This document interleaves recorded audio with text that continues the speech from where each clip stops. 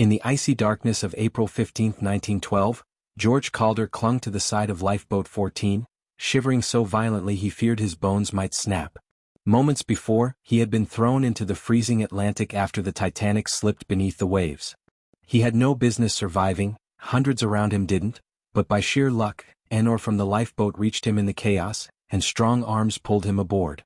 George was a 26-year-old engineer from Belfast, traveling to America to start a new life. The sinking haunted him. The screams, the cracking of the great ship's hull, the sight of passengers slipping quietly into the black water.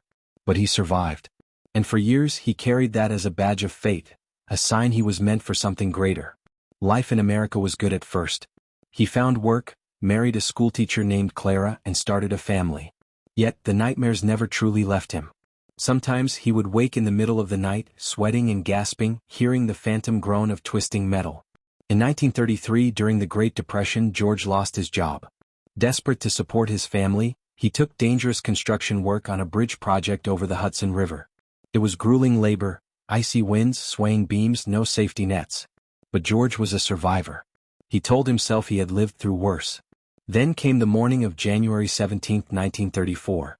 It was bitter cold, the kind that makes steel bite at your hands. George was walking along a narrow beam, nearly 200 feet above the water, when a sudden gust of wind tore across the river. A rivet popped loose nearby with a sharp metallic crack. George turned his head instinctively, his foot slipping on a patch of frost. In one horrible instant, his body pitched sideways and he plummeted into the water below. The Hudson was as merciless as the Atlantic had been, but this time, there was no lifeboat, no outstretched oar. Witnesses said the fall knocked him unconscious before he even hit the surface. The current carried him away, and by the time rescue boats arrived, he was gone. When word spread, old shipmates from the Titanic shook their heads in disbelief. George Calder had beaten the odds in history's most infamous maritime disaster, only to meet his end in another cold, unforgiving body of water.